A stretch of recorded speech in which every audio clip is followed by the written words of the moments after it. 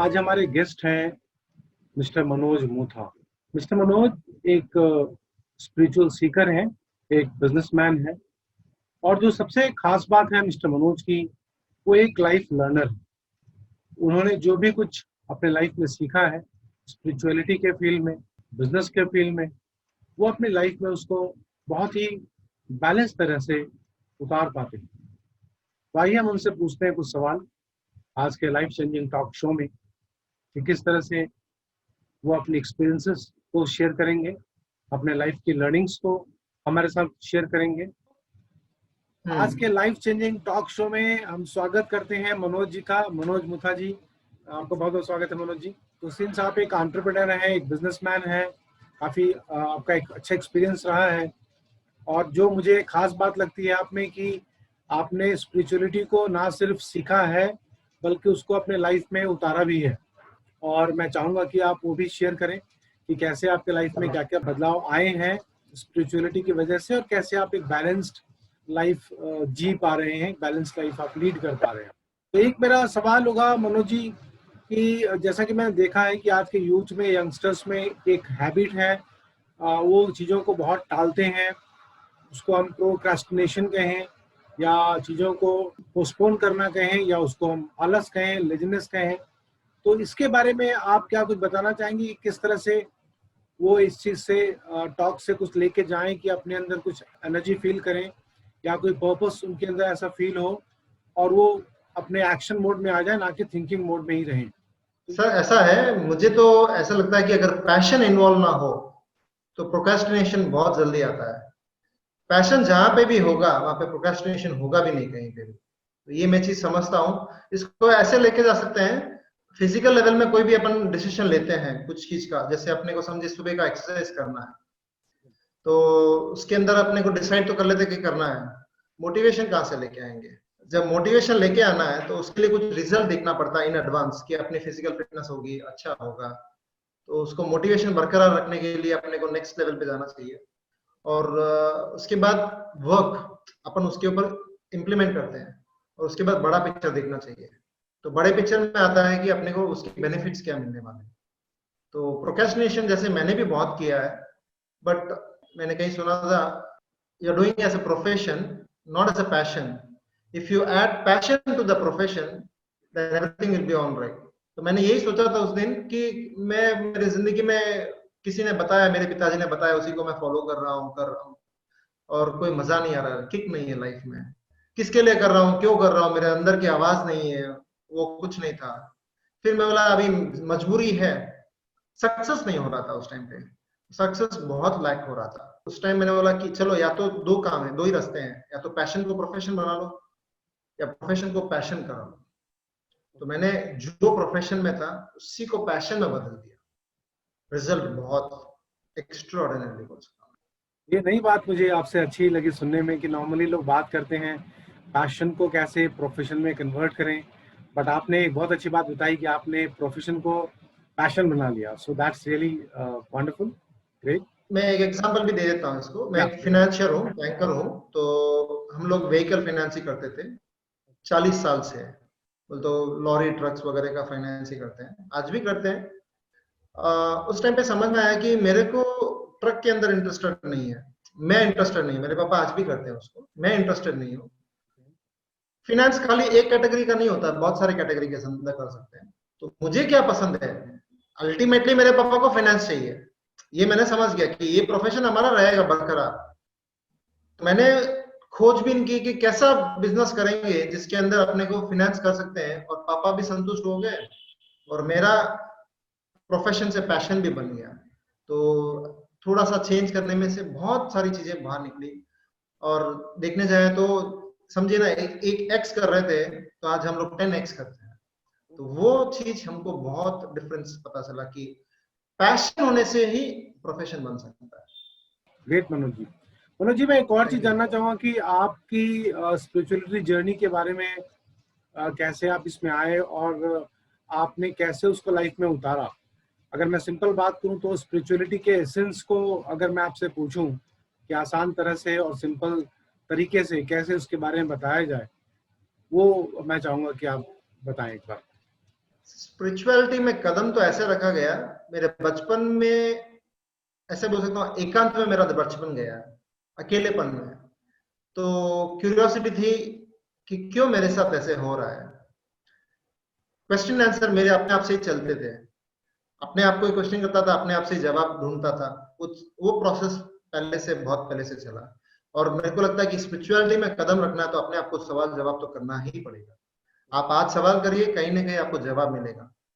और स्पिरिचुअलिटी का दूसरा नाम मैं अगर सोचता हूँ, मेरे लिए सबसे बड़ा है, अगर आगे बढ़ना भी है, कदम आगे रखना भी है, तो अवेयरनेस। जितना ज्यादा आप अवेयरनेस बढ़ाएंगे, उतना ही आप इसके अंदर लंबे समय तक रह सकते हैं और बड़े बड़े छलांग लगा सकते हैं। हर चीज, सोते उठते बैठते, खाना खाते पीते, व्यापार करते, किसी से मिलते हैं, आपसे बात कर रहे हैं, तो माइंड मेरे साथ हो। आई एम विथ मी, ये मेरा सबसे फेवरेट डायलॉग है। I am with me, I am with me मतलब मेरा माइंड मेरे साथ है, मेरे फिजिकल बॉडी के साथ में है। नहीं तो अमेरिका में मेरा माइंड रहेगा और मैं मेरा बॉडी इधर रखूंगा, काम होने से नहीं रहा। अगर दोनों भी चीज एक ही जगह पे है तो उसका मतलब है स्पिरिचुअलिटी, यही मैं समझता हूँ। तो आपने अवेयरनेस की बात की, काफ़ी सटीक बात की आपने। अवेयरनेस मुझे लगता है कि अपने आप में एक कमाल की चीज़ है। अगर वो हम प्रैक्टिस करें तो डेफिनेटली हमारा माइंड हमारे साथ रहता है और हम उसको अच्छे से जहाँ भी लगाना चाहें, जिस तरह से भी यूटिलाइज करना चाहें, यूज़ करना चाहें, तो हम कर सकते हैं अपने साथ रह के। Very good. या मनोज जी, अशोक कुछ जी, कह रहे एक थे? और एक बात इसके अंदर, एक और एक बात इसके अंदर है, कनेक्टिंग डॉट्स। ये मेरा बचपन का, पता नहीं ये स्टीव जॉब्स का वर्ड है, बट फिर भी मेरी लाइफ में मैंने बचपन से इसको इम्प्लाई किया। तो मैं यही सोचता था कि ये मेरे साथ हुआ है, कुछ समय उसको समय देता हूँ, उसके बाद कुछ और एक कुछ सिचुएशन बनती है।